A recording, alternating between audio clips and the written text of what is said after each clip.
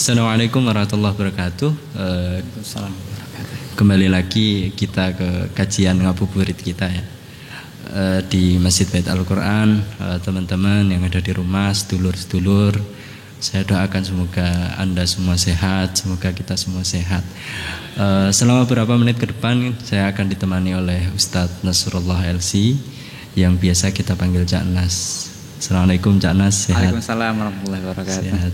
Ya, jadi gini Cak, di pekan kedua kita puasa ini, tentu antibodi tubuh, tentu pola-pola tubuh sudah membaca itu ya, sudah membaca selama seminggu, dan yang imunitasnya semakin baik berarti dia semakin biasa puasa.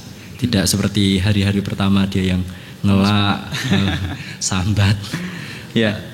Jadi dan begitu pula ada orang-orang tertentu yang tidak demikian. Ada orang-orang yang memang dia mempunyai halangan-halangan untuk puasa, semisal orang menyusui, semisal orang hamil, atau orang yang punya mah kronis. Dan itu kan di minggu-minggu kedua atau setelah berjalan 1 minggu ini kan, ketika dia tidak mampu puasa, dia kan harus tahu solusinya gimana gitu. Tidak mau puasa ya? Ya, dia bisa tidak mau atau bisa tidak kuat gitu kan. Nah, oleh karena itu teman-teman atau siapapun yang mengalami itu, atau mungkin sedulur-sedulur kita, mungkin teman-teman kita yang mengalami itu, kita kan sebisa mungkin memberi solusi. Ya. Nah, yang itu nanti salah satu solusinya fidyah. Dan untuk itu, karena itu beberapa menit ke depan kita akan membicarakan tentang fidyah gitu ya. Insyaallah, bismillah, insyaallah. Insyaallah. Meskipun aku ya gak patek ngerti fidyah apa sih. Tapi mungkin dengan ketidakngertian itu saya menjadi lebih kritis gitu ya. Tanyanya lebih detail dan lain sebagainya. Semoga ya, sih. Semoga itu. Jadi fidyah itu apa Pak? Apa fidyah itu gitu? Kira-kira. Fidyah itu sebenarnya dari kata fadayati ya. Artinya menebus. Jadi kalau kita punya tanggungan, tebusannya pakai apa? Itu fidyah. Itu aja sih. Fidyah. Terus piye ya? Fidyah iki nggo nebus kalau kita nggak puasa misalkan. Ya. Tapi pasti kan ada ketentuan-ketentuannya. Tidak semua orang yang nggak puasa harus fidyah dong, atau bisa fidyah dong. Misalnya ada orang yang saking sibuknya ngisi acara terus kan apa sih ini? Haus tuh ya, ngomong terus sejam 2 jam kan haus. Terus dia nggak puasa terus diganti dengan fidyah gitu. Problem nggak seperti itu? Kita mungkin perlu klasifikasikan dulu ya. Jadi siapa-siapa yang boleh fidyah dan siapa-siapa yang tetap kewajiban puasa dan siapa-siapa yang tetap kewajiban puasa dan berfidyah gitu. Ada seperti itu. Jadi sering di kita itu beberapa orang ya, walaupun beberapanya ini mungkin jumlahnya cukup banyak. Itu yang memahami bahwa pokoknya kalau nggak sanggup puasa diganti fidyah selesai gitu kan. Sebenarnya kan nggak seperti itu. Ada batasan-batasan, ada klasifikasi. Iya. Pekerja keras misalnya, kuli, terus mungkin yang awak kapal, sibuk syuting misalnya ya, syuting mengejar Ramadan. Kemudian dia katakanlah di situ tidak sanggup puasa. Sebenarnya mereka ini masih kewajiban niat. Kewajiban niat. Iya. Jadi kondisi sibuk itu bukan uzur. Kondisi sibuk bukan uzur. Kewajiban niat. Nanti kalau di tengah-tengah puasa, dia nggak kuat, baru boleh membatalkan. Dan itu uzur, tidak mengharuskan fidyah nantinya. Cukup dibayar karena uzur. Cukup dikodok saja. Jadi uzurnya itu nggak kuatnya, bukan sibuknya. Bukan sibuknya. Seperti itu. Semuanya seperti itu. Nah, nanti kan pasti ada ya. Masa orang kerja terus 24 jam seminggu 7 hari kan nggak mungkin. Pasti ada liburnya. Nah, momen-momen libur itu dibuat untuk kodok puasa. Karena puasa ini memang penting ya. Jadi termasuk rukun Islam kan. Jadi kita juga harus jangan menyepelekan lah hal yang dibuat Allah Subhanahu Wa Taala penting. Kalau kita memandangnya sepele kan. Gimana sih kan gitu. Oke, nah sekarang ada orang-orang yang tadi kena uzur. Uzurnya itu bisa jadi memang karena nggak kuat puasa. Yaitu orang yang sudah sangat tua renta, nggak kuat puasa. Kemudian yang kedua, orang yang sakit, yang sakitnya itu nanti kalau dibuat puasa bisa tambah parah, ya, atau mungkin bahkan mengantarkan dia kepada kematian barangkali. Jadi ini yang berhak menentukan itu dokter lah kira-kira gitu ya. Ya, betul ya. Itu harus yang tahu itu dokter kan gitu. Nah, ini orang seperti ini artinya dia sakitnya tidak bisa diharapkan sembuh. Nah, sakitnya tidak bisa diharapkan sembuh. Kalau masih bisa diharapkan sembuh, dia hanya kewajiban qadha. Itu. Tapi kalau sudah tidak bisa diharapkan sembuh, dia boleh mengganti hari-hari puasanya itu dengan fidyah. Gitu. Ada wanita hamil dan menyusui. Nah, ini juga mereka dapat uzur untuk tidak puasa. Kalau misalnya dia yang dia khawatirkan itu anaknya, kalau misalnya janin dia khawatir keguguran, kalau misalnya dia menyusui takut nanti air susunya kering, kemudian kasihan anaknya kan gitu. Berarti ini yang dikhawatirkan adalah anaknya. Itu dia kewajiban boleh nggak puasa dan kewajiban qadha sama bayar fidyah nanti. Bayar fidyah. Tapi kalau dia yang dikhawatirkan adalah dirinya, khawatir nanti lemes, khawatir nanti nggak kuat, itu nggak apa-apa nggak puasa dan hanya kewajiban qadha. Walaupun di samping dia mengkhawatirkan dirinya, dia juga mengkhawatirkan anaknya. Tentu anaknya dapat juga itu ya. Dapat apa ini? Dapat kekhawatiran tadi. Atas nama kekhawatiran itu kan berarti dia lancar. Iya. Jadi memang kalau kekhawatirannya yang dikhawatirkan hanya anaknya, nah itu kewajibannya dua, qadha dan fidyah. Kalau yang dikhawatirkan itu dirinya, walaupun nanti juga dikhawatirkan anaknya juga, itu dia hanya kewajiban qadha. Berarti itu 3 tadi ya klasifikasinya. Yang kecatat 3 tadi.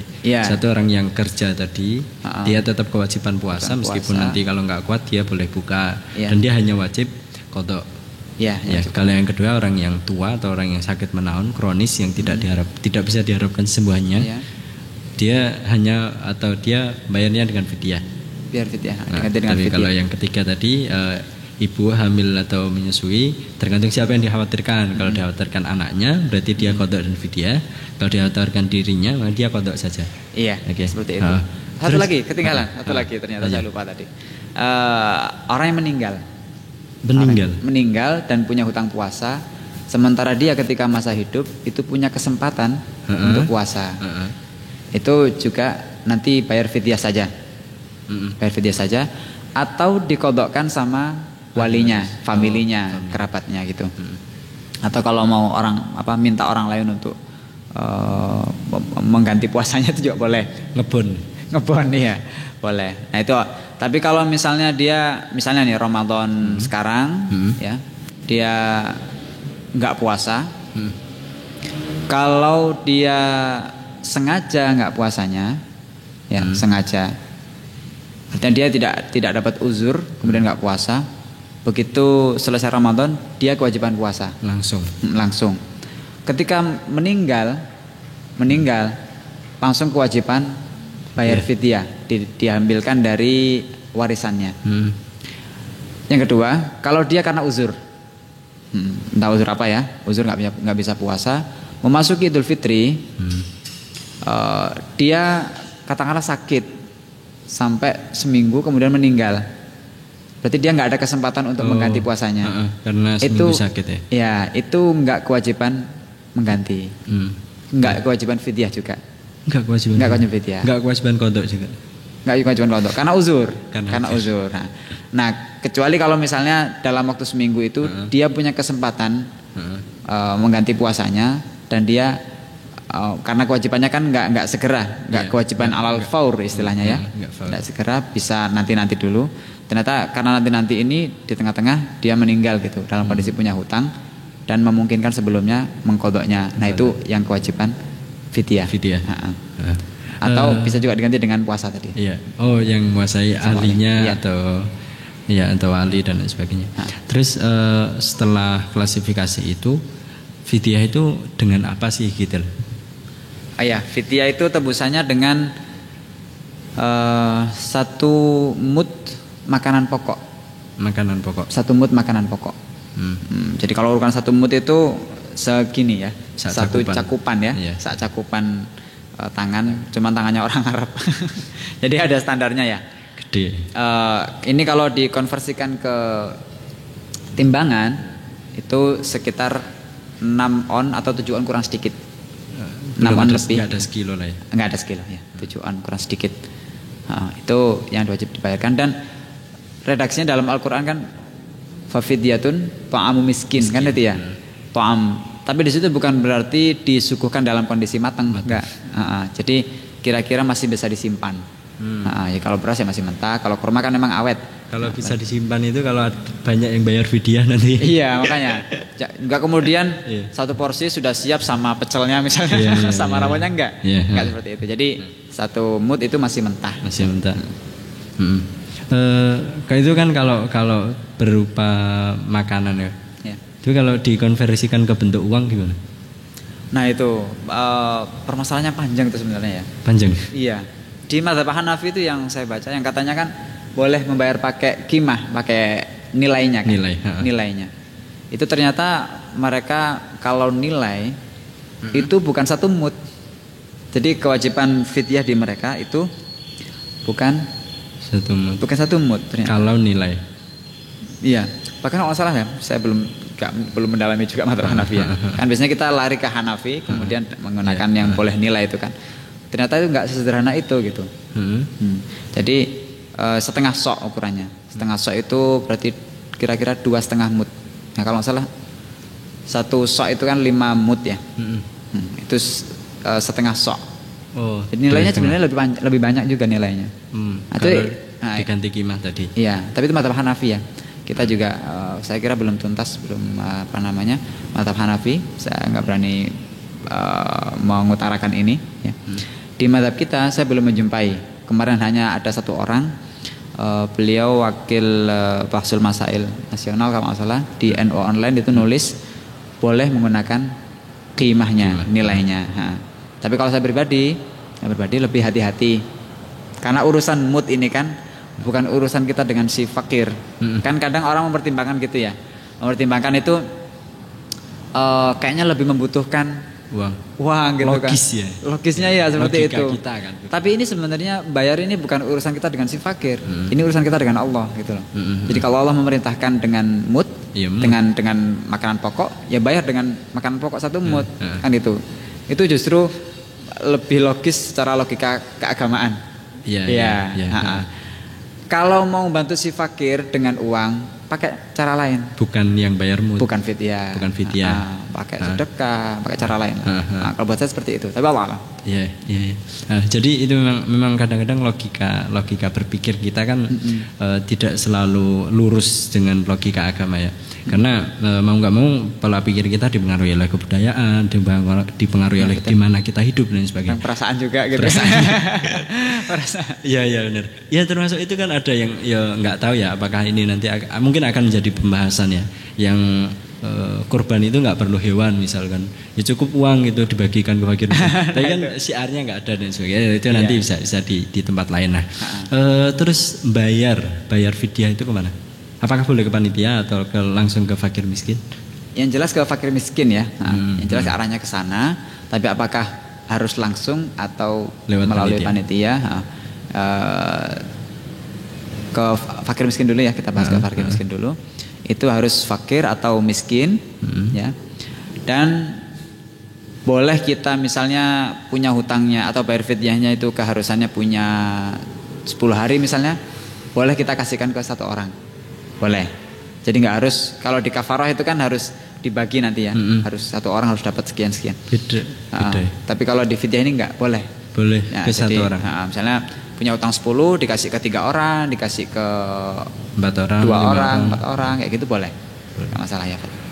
Nah kalau misalnya ke panitia itu juga boleh. Nanti barangkali panitia lebih ngerti siapa-siapa yang orang miskin di situ terdata gitu kan. Ngerti. Nah tadi juga timbul masalah juga kalau misalnya kita ke panitia bayar pakai uang, gitu ya, pakai uang. Kemudian panitia yang tanggung jawab membelikan gitu ya. Artinya tetap sampainya ke fakir miskin itu makanan pokok gitu ya. Nah, itu tadi saya baca dari fatwa, Lajnah Fatwa ya, di internet saya tegaskan di internet. Artinya ini bisa dikoreksi nanti ya. Nah, itu boleh seperti itu. Jadi bayar misalnya sekian-sekian uang timbangannya sekian, nanti harganya per kilo sekian, dikonversikan. Artinya panitia juga harus menghitung itu ya. Nanti bayarnya harus berapa. Itu nanti panitia yang tanggung jawab membelikan makanan pokoknya. Karena kalau yang ngitung nanti yang bayar fidyah, iya kalau segitu uangnya apa? Ini, harganya kan. Jangan-jangan kalau misalnya harganya lebih tinggi nggak kecukupan. Gitu. Oke. Apa ya? Selanjutnya ini apakah tebusan ya, apa istilahnya tadi, fidyah kan tebusan tadi, apakah itu jalan satu-satunya atau ada bentuk yang lain yang bisa dilakukan misalkan dalam hal meninggalkan puasa ya? Dalam hal meninggalkan puasa ya, ternyata fidyah bisa dalam hal meninggalkan sholat juga ya? Iya, wallah alam ya, saya tidak melihat ada jalan lain. Wallah alam ya. Jadi memang fidyah itu ya bayar fidyah kita aja. Kecuali tadi ya puasa. Mana yang hanya fidyah saja, mana yang boleh puasa. Tadi soal orang yang sudah meninggal kan, yang asoh ya, yang lebih utama fidyah. Bahkan itu dibayar disaurkan utangnya, di sahur posonya. Di sahur posonya. Itu lebih utama malahan. Yang meninggal tadi ya? Iya, yang sudah meninggal itu. Walaupun bisa juga diganti dengan fidyah. Tapi kalau yang selain orang yang meninggal itu saya nggak melihat ada kebolehan selain fidyah atau tidak ada opsi lain lah. Jadi misalnya orang hidup kemudian dia nggak sanggup puasa, dipuasakan anaknya, nggak boleh. Jadi mewakili puasa orang yang masih hidup nggak boleh. Kalau orang yang sudah meninggal, ada kalanya boleh. Jadi malah lebih afdal tadi. Lebih afdal. Oke. Berarti ini yang menjadi mungkin nggak tahu ya, apakah fenomena ini viral atau enggak. Ada sebagian orang yang karena sugih, karena kaya, dan dia misalkan nggak sanggup puasa atau memang nggak mau puasa dan terus dibayar dengan fidyah. Apakah boleh pembayaran fidyah untuk orang yang masih hidup? Enggak. Sepanjang dia punya kesanggupan. Punya kesanggupan. Jadi tadi yang dapat uzur itu kan orang yang dapat uzur, artinya tidak, dengan catatan tidak kewajiban qadha puasanya. Itu kan orang yang sudah tua dan tidak sanggup puasa, atau orang yang sakit dan tidak bisa diharapkan sembuh. Ya. Udah dua orang ini aja. Orang kaya nggak boleh, dia tetap iya. Bayar fidyahnya 2 kali lipat nggak boleh juga. Nggak boleh juga, iya. Dia tetap sepanjang dia masih punya kemampuan untuk melakukan puasa, dia wajib. Kalau dia misalnya sekarang nggak puasa dengan sengaja tanpa uzur, nanti begitu memasuki Syawal, ya Syawal tanggal 2 ya, dia sudah kena kewajiban untuk qadha faur tadi ya, fauran, karena dia berbukanya, tidak puasanya tanpa uzur sengaja. Jadi harus segera dibayar. Semakin dia menunda, semakin dosa. Mungkin ini Cak, fidyah kayaknya sudah hampir selesai sih yang menanyakan. Cuman fidyah ini tadi ya, apakah dia hanya menggantikan puasa saja, atau tadi kan bisa menggantikan sholat juga? Ya. Terus mungkin ketentuan dasar aja yang dia sholatnya diganti fidyah tadi, dasar aja yang gampang-gampang. Sholat yang diganti dengan fidyah, yaitu yaitu sholat yang gimana ya? Karena meninggalkan sholat itu kan ada sengaja, ada yang enggak. Iya. Jadi memang tadi di dalam bab puasa pun, ya, orang yang murtad, ya naudzubillah, dia kan nggak puasa, itu nggak wajib, harus diganti dengan fidyah. Jadi nggak bisa digantikan dengan puasa, itu. Jadi ya dalam hal sholat saya mohon maaf nggak bisa ini ya, belum bisa mempalaah ya, belum baca seperti apa masalahnya. Tapi memang biasanya kan orang-orang kalau tradisi yang berjalan di kita dan kita yakin itu ada dasarnya, itu orang-orang yang meninggalkan sholat karena uzur ya, sakit atau apa gitu. Itu diganti dengan diganti dengan sholatnya, diganti dengan sholat oleh walinya, atau diganti dengan fidyah kan gitu. Dan boleh ngebon sholatnya orang ya. Iya boleh ngebon juga. Iya. Saya pernah itu di pesantren itu gitu. Kayaknya ada orang sowan ke abah, ke yai, terus semua santri dipanggil sholat sekian kali. Iya, iya. Nah, saya nggak paham apakah klasifikasinya, misalnya orang itu meninggalkan puasa dengan meninggalkan sholat dengan sengaja, atau dia murtad misalnya, atau dia meninggalkan sholatnya karena uzur. Nah, mana yang bisa diganti dengan fidyah, atau mana yang harus diganti dengan fidyah, mana yang harus diganti dengan sholat. Nah, ini saya belum tahu klasifikasinya. Oke. Kira-kira enggak ini agak jauh sih, tapi mungkin bisa dianalisis. Ya. Hikmah dari fidyah itu apa sih? Hikmah ya? Hikmah. Ya kan tidak semua yang disyariatkan ke kita harus cari-cari. Tapi kan kadang ada gitu. Ada ya. Kadang-kadang. Ya sebenarnya udah jelas ya. Karena apa namanya, puasa itu kan kita berlapar-lapar. Katanya kan gitu supaya bisa merasakan rasa yang sehari-hari dirasakan oleh orang-orang yang enggak berpunya kan gitu. Jadi fidyah itu ya dalam rangka berbagi kita aja sih. Mengganti. Iya, mengganti rasa itu. Berbagi supaya mereka juga bisa merasakan apa yang kita rasakan, kenyang kan gitu. Nah, tapi wallahu alam seperti itu ya, kita bisa apa namanya mereka-reka asal itu sesuatu yang baik ya. Hikmah namanya, hikmah kan. Bisa kita cari-cari gitu ya. Iya, tapi yang paling jelas kan itu gitu. Iya, termasuk nama kita buat dulu, filosofinya kita pikirkan belakangan. Oke, nanti sebelum ke pertanyaan-pertanyaan, mungkin kita akan bicarakan tentang kafarat tadi ya. Kafarat ya. Itu beda dengan fidyah. Iya, kafarat itu secara bahasa dia untuk menutupi. Menutupi.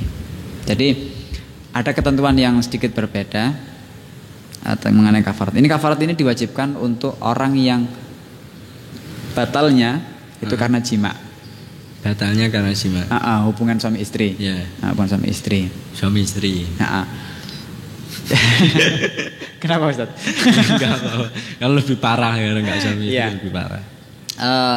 Kalau ini kan dasar hukumnya itu kan peristiwa ya.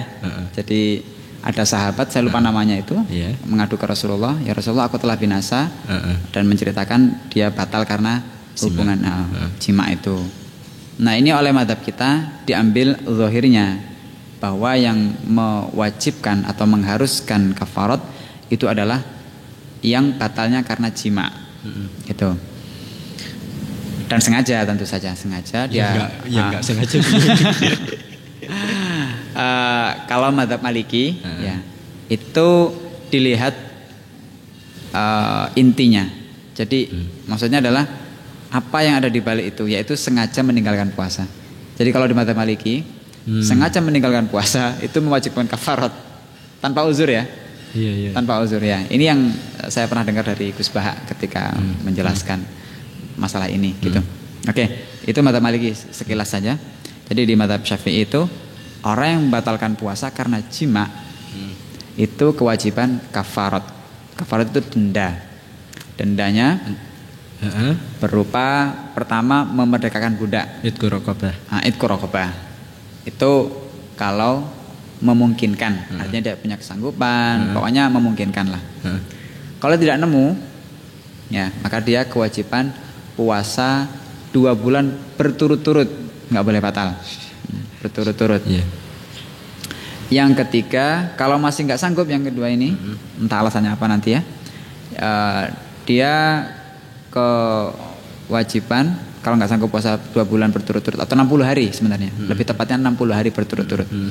Kalau nggak sanggup, dia harus memberi makan 60 orang miskin, setiap satu orangnya 1 mud. Jadi harus 60 orang dan setiap orang harus 1 mud untuk 1 harinya. Untuk 1 hari. Untuk 1 harinya. Jadi kalau misalnya batal 2 hari, ya tinggal ngalikan. Jadi iya. Itu kalau batal sehari tadi. Jadi nggak boleh misalnya 60 mud itu dibagi ke 30 orang, nggak boleh. Nggak boleh. Harus nyari orang miskinnya 60. Harus 60. Iya, karena ini kafarah uzma ya, istilahnya denda yang besar gitu ya. Dan hanya karena ini. Ketentuannya, karena ini berat juga, ketentuannya itu yang kena kafarat, yang harus bayar kafarat itu, atau yang terkena kafarat lah, itu yang mujami', yang menjima, yang gitu. laki-laki. Karena bisa jadi kejadian itu antara suami istri, atau naudzubillah misalnya zina, atau naudzubillah misalnya liwat, homo. Ya, itu semuanya yang mujami'nya itu kewajiban, yang kena kewajiban kafarat tadi. Gambarannya suami istri aja biar nggak saru lah. Biar nggak saru ya. Ya udah. Berarti mujamiknya itu suaminya ya. Suaminya.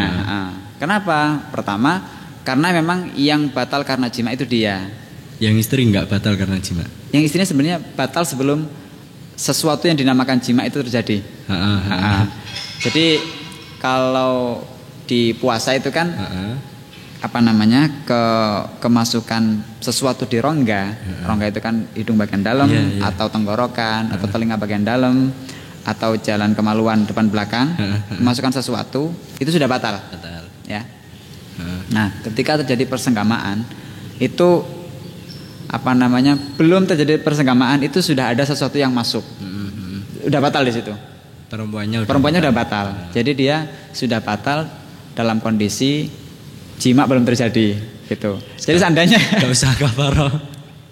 Jadi seandainya nggak jadi, dibatalkan misalnya baru setengah ya, baru setengah kepala, dibatalkan, itu yang perempuan sudah batal dan laki-lakinya belum. Gitu. Ya itu makanya tanya seperti itu. Itu alasan yang logis ya. Yang kedua, karena memang dalam hadis itu yang dikhitab, yang terkena khitab itu adalah si laki-lakinya. Jadi perempuannya enggak. Jadi gini Cak, tadi ada yang bertanya dari Mbak Nisa. Wonosobos. Halo Mbak Nisa, sehat? Pertanyaannya gini, kalau ada orang yang tidak puasa dan dia seharusnya qadha ya setelah bulan puasa, bisa Syawal dan lain sebagainya dan seterusnya, tapi dia nggak puasa atau nggak qadha sampai Ramadan berikutnya atau bahkan Ramadan berikutnya lagi, apakah dia wajib membayar fidyah itu dengan dilipat gandakan tahunnya itu gitu? Iya memang seperti itu memang.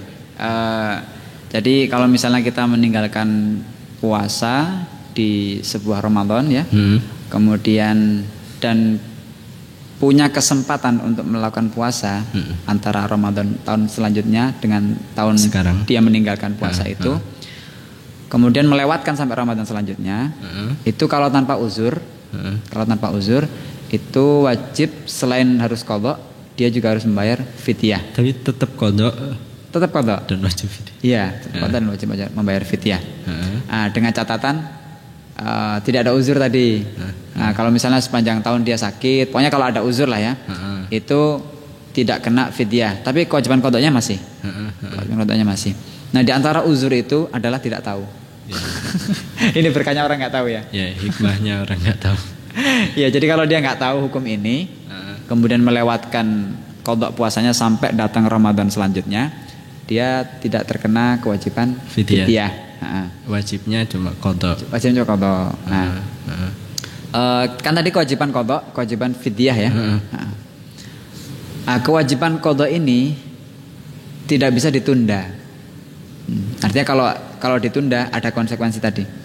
Kalau ditunda sampai Ramadan berikutnya, satu fidyah ya untuk satu harinya. Kalau dengan catatan tadi tahu dia. Kalau dia masih nggak diqadha lagi sampai Ramadan berikutnya lagi, berarti untuk satu harinya jadi dua fidyah. Nah, tinggal mengalihkan nanti dengan jumlah hari yang ditinggalkan. Tapi untuk bayar fidyahnya ini tidak apa-apa. Jadi misalnya saya sekarang sudah qadha, misalnya kemarin ada puasa yang saya tinggalkan sampai datang Ramadan sekarang, kemudian saya kewajiban qadha dan fidyah ya. Saya nggak bayar fidyah tahun depan ini, tapi saya langsung qadha. Fidyah sudah tidak berlipat ganda, sudah tidak. Jadi kewajiban fidyahnya sekali aja. Sudah di stop. Jadi stop dengan qadha itu ya.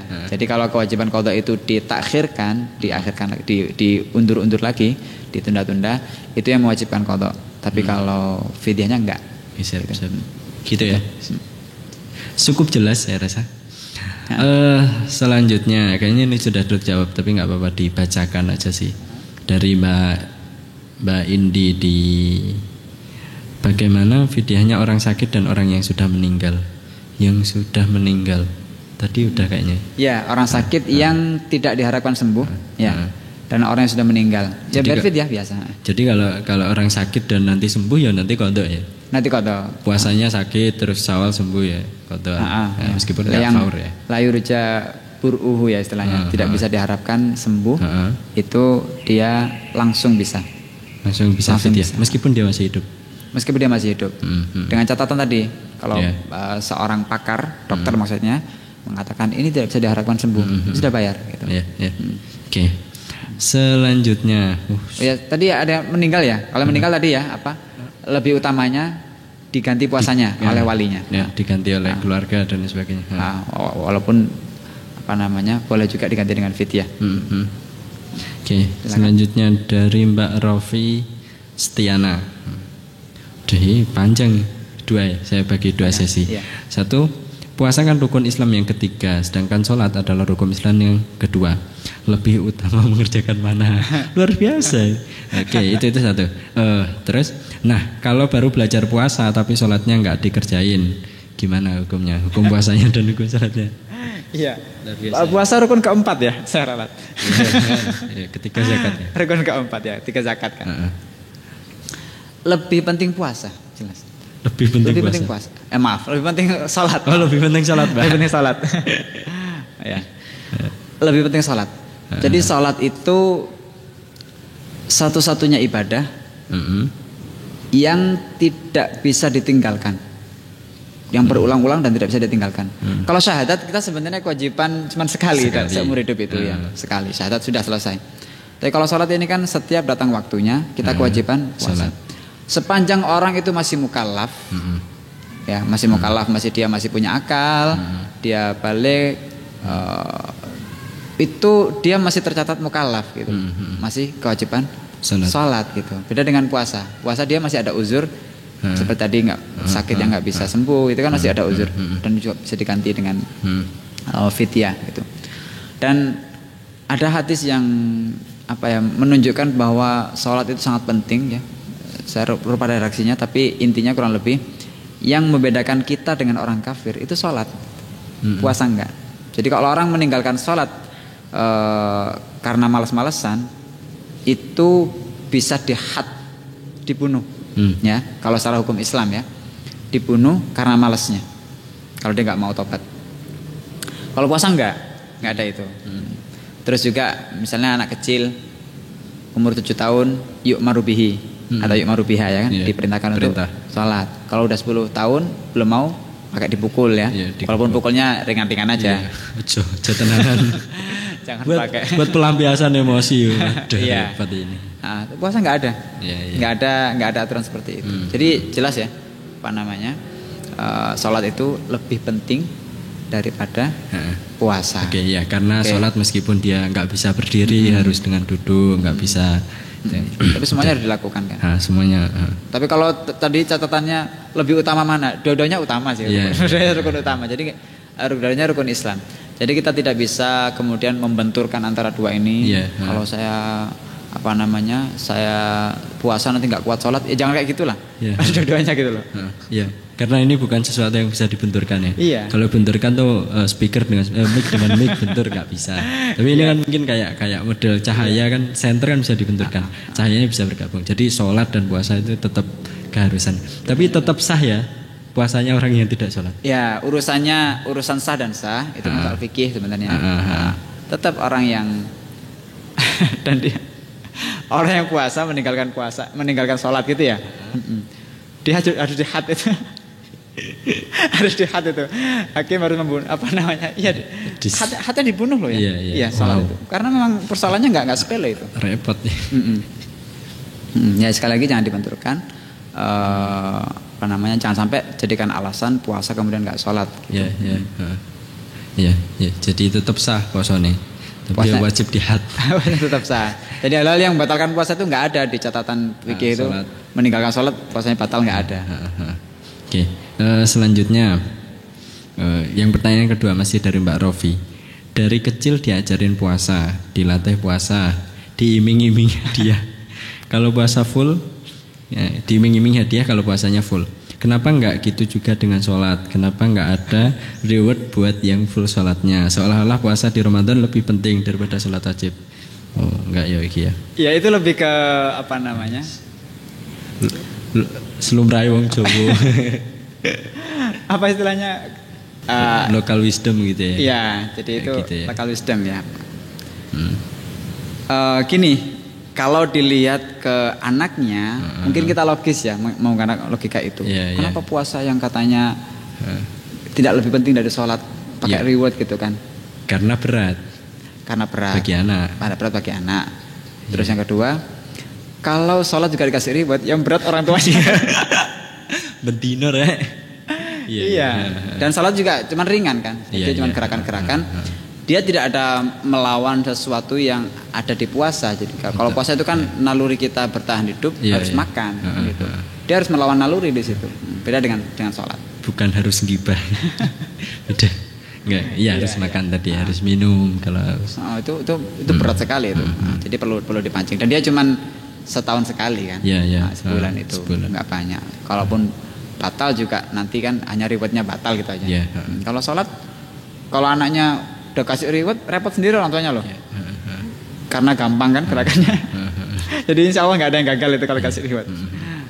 Jadi memang ini hanya berkaitan dengan apa ya? Ya bijaksanaan orang tua dan sebagainya gitu ya. Dan orang tua pasti tidak berniat bahwa tidak berniat mengajarkan kepada anak bahwa sholat nggak penting ya, kira-kira gitu lah. Iya kan?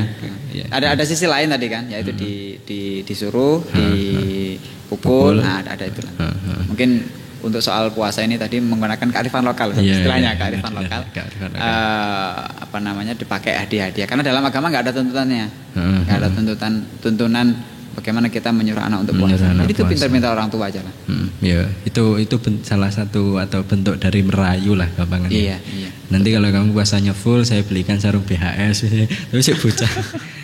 Oke, sekarang dari Mbak Amalia Diana. Mbak semua ini, Ustaz. Ono sing mas-mas. Ono sing mas-mas ya.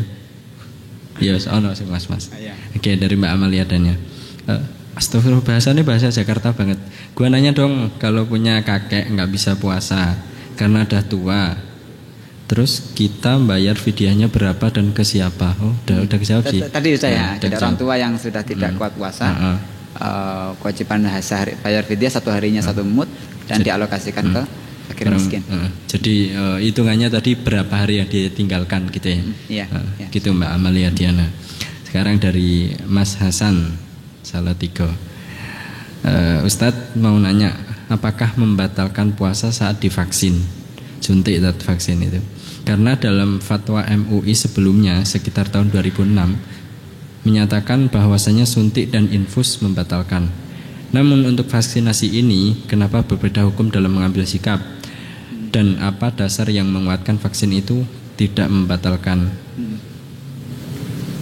Harusnya tanya MUI ini. Yang menentukan kebijakan. Tapi memang itu ya, infus membatalkan puasa atau enggak? Nah itu tadi MUI bilangnya segitu kan, harusnya nanya ke MUI ini. Iya, tapi kalau yang saya ikuti, ya ini saya dapat dari Syekh Yusri, Yusri Mesir, itu mengatakan ya pokoknya apa namanya, yang masuk ke dalam tubuh tidak melalui manfaat itu rongga yang saluran yang terbuka, manfaat itu saluran yang terbuka. Itu tidak membatalkan, mau vaksin, mau suntik, mau infus, itu tidak membatalkan.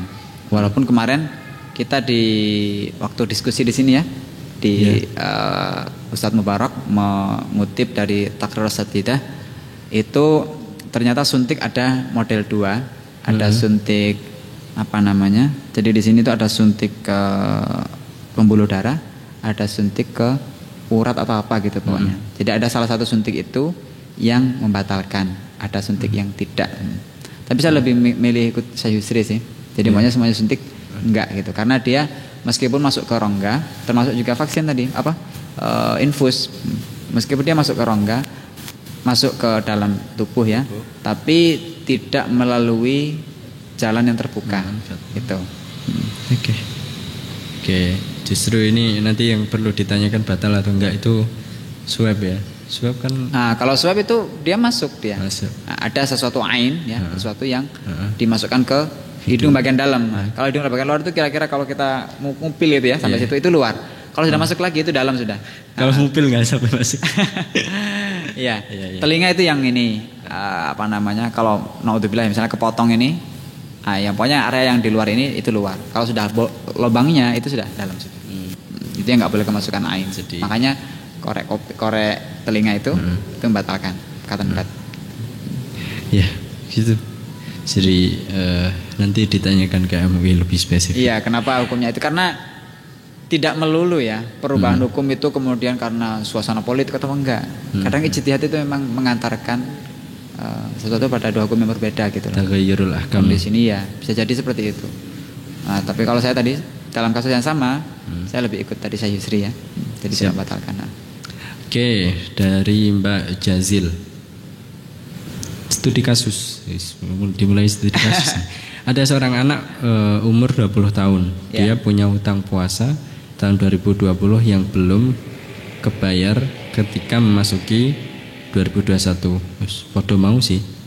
Sama dengan yang tadi. Asal dia kalau dia tahu hukumnya berarti selain kewajiban mengqadha dia fidyah. Fidyah juga. Tapi kalau nggak tahu ya sudah. Oke. Yang ini unik lagi dari Neng Isma. Seumpama ada orang yang punya utang puasa tapi dia lupa jumlahnya. Lupa jumlahnya. Ingat-ingat sudah puasa lagi. Lali jumlahnya repot ya. Saya kurang tahu persisnya hukum fikihnya ya. Nah, tapi kalau kita apa namanya ngambil langkah bagusnya gimana? Ya, itu juga misalnya saya coba utarakan ya. Tadi juga saya sempat kebetulan saya juga buka-buka ini masalah ini. Jadi kalau misalnya dia intinya gini dari fatwanya Ibnu Hajar Al-Haytami ya, Al-Fatwa Al-Fiqh Al-Kubra, itu intinya kalau dia seperti itu berarti kan dia ragu tentang jumlahnya ya. Nah, itu disarankan untuk memperbanyak puasa.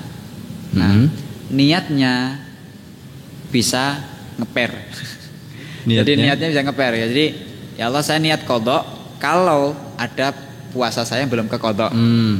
Tapi kalau enggak ya berarti jatuhnya sunnah. Gitu. Jadi itu sekedar solusi fikih ya. Tapi soal hukum saya sebenarnya ada kecenderungan ya, cuman saya belum berani membicarakan. Kalau di bab taharah itu kan ada kalau misalnya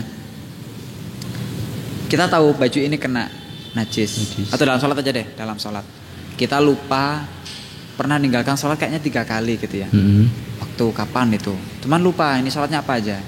Nah itu harus mengerjakan 3 hari karena untuk menutupi semua sholat. Jadi semua sholat dia dalam 3 hari harus mengqadha sholat supaya ketutup semua. Karena bisa jadi itu semuanya zuhur ketika itu, bisa jadi satunya zuhur, yang 2 asar misalnya, atau yang pokoknya kemungkinan itu dicakup. Jadi kalau memang benar-benar lupa, cari batas maksimalnya. Nah, kalaupun saya lupa itu kira-kira lebih dari 10 nggak sih, misalnya gitu ya. Katakanlah nggak lebih dari 10 deh. Udah ambil aja maksimal 10. Dan kemarin udah kebayar berapa, sisanya tinggal di qadha di hari-hari selanjutnya. Oke. Ya, nggak ada yang nanya kafarat soalnya. Ya. Saya dihindari mungkin. Tapi mungkin apa ya? Pasti ada solusi dong di fikih ya. Apalagi kalau sudah setingkat hasyiah kan pasti jelimet itu ya. Ada nggak solusi supaya supaya jima di tengah Ramadan ini nggak dapat kafarah? Ini bukan untuk dipraktekkan ya, tapi ini hanya solusi. Hilah. Ya kalau madhab Syafi'i kita membatalkan dulu pakai cara lain. Gitu. Makan dulu, minum dulu. Atau misalnya kalau nggak mau makan ya ngapain? Misalnya ngorek kuping ngorek telinga, macam-macam lah ya. Batalin dulu lah. Batalin dengan cara lain selain itu kalau khilah ya. Tapi orang khilah itu kan bahaya juga. Iya, tapi lumayan lah solusi. Iya, ada solusi seperti itu. Kalau misalnya memang syiddatul gulmah ya, nafsunya nggak ketahan. Karena memang sebenarnya kondisi lapar puasa itu kan memang menurunkan syahwat ya. Iya. Ya mungkin ada saja yang syahwatnya itu begitu kuat. Udah diturunkan masih. Mungkin sahurnya daging kambing. Soalnya daging kambing mungkin ya. Kalau nggak kuat, nah itu udah sambil istighfar gitu ya, Allah saya makan dulu gitu ya. Kemudian melakukan jima, dan itu hanya kewajiban qadha dia. Karena batalnya karena makan, bukan karena jima. Jadi walaupun setelah makan dia tetap kewajiban imsak. Ya, setelah makan itu dia tetap kewajiban imsak. Istilah dalam fikih itu dia yang kewajiban imsak secara batin. Meskipun secara zahir dia sudah tidak puasa, tapi dia pada dasarnya dia kewajiban puasa. Kan itu. Nah, orang yang seperti ini walaupun dia secara zahir tidak dihukumi puasa, tapi secara batin dia kewajiban imsak. Nah, jadi dia tapi kewajiban imsaknya itu tidak memberi konsekuensi hukum apa-apa. Ya pokoknya kalau dia melanggar lagi, makan lagi misalnya, ya dia dosa gitu aja. Nggak ada konsekuensi hukum secara fikih, nggak ada. Jadi kalau dia jima, ya dosa gitu aja. Kewajiban imsak. Kalau orang yang ini maaf ya, menstruasi wajib imsak nggak sih? Orang yang mens kenapa? Wajib imsak nggak sih? Enggak ya. Enggak. Dia boleh makan di tengah jalan gitu. Disunahkan. Disunahkan, Mbak, imsak, Mbak. Ya, yang disunahkan itu ini, yang berhenti. Jadi misalnya hari ini haid, kemudian jam 3 sore misalnya berhenti. Nah, itu disunahkan imsak. Tapi kalau nggak berhenti enggak? Kalau nggak berhenti enggak. Silakan. Santai, makan lah. Makan aja bebas. Iya. Oke. Mungkin cukup sih. Cukup, Cak. Ya. Kita bahas tentang kafarat dan tadi Fidyah ya. Fidyah dan kafarat ya. Mungkin closing aja sih. Kita minta closing statement. Ya itu memang beberapa, mungkin perlu saya ulang ya, beberapa hal yang kita mohon maaf mungkin ya sebagai sebagian orang disepelekan ya. Bahwa bagi orang yang masih punya kesanggupan berpuasa, itu tidak bisa diganti dengan fidyah sepanjang dia masih hidup. Mampu. Gitu ya. Terus yang kedua tadi juga lupa dalam kewajiban dia mengqadha, lupa dalam kewajiban dia mengqadha dan mengharuskan fidyah kalau melewatkan bulan Ramadan selanjutnya, itu termasuk uzur gitu ya. Ini juga penting juga diingat, karena kadang gini, teman-teman tuh kadang tahu sebenarnya ada konsekuensi hukum yang mengharuskan dia atau akan dibebankan kepada dia kalau melewatkan qadha itu sampai Ramadan selanjutnya. Tapi nggak tahu konsekuensinya apa. Kadang ada seperti itu kan. Nah, orang seperti itu tetap kewajiban fidyah juga. Tapi kalau sama sekali nggak tahu, saya nggak tahu kalau ternyata melewatkan qadha sampai Ramadan selanjutnya itu wajib fidyah itu. Kalau memang sama sekali nggak tahu, nggak wajib seperti itu. Termasuk uzur ya. Saya kira itu sih ya, beberapa hal yang mungkin perlu ditekankan lagi. Terima kasih. Terima kasih sama-sama sudah membersamai. Ya, itu teman-teman pembahasan kita tentang fidyah dan tentang kafarat. Insya Allah kita akan berjumpa lagi beberapa hari ke depan dengan tema yang lebih menarik tentunya. Kira-kira apa kira-kira? Masih berkaitan dengan puasa. Mungkin lebih kayak tradisi-tradisi puasa. Tradisi puasa. Nanti juga ada pembahasan Lailatul Qadar insyaallah. Lailatul Qadar. Siap. Ya. Siap. Sampai jumpa di pertemuan berikutnya. Dari kami cukup sekian. Segenap kru yang bertugas, kurang lebihnya mohon maaf. Wallahul muwaffiq ila aqwamit thoriq. Wassalamualaikum warahmatullahi wabarakatuh.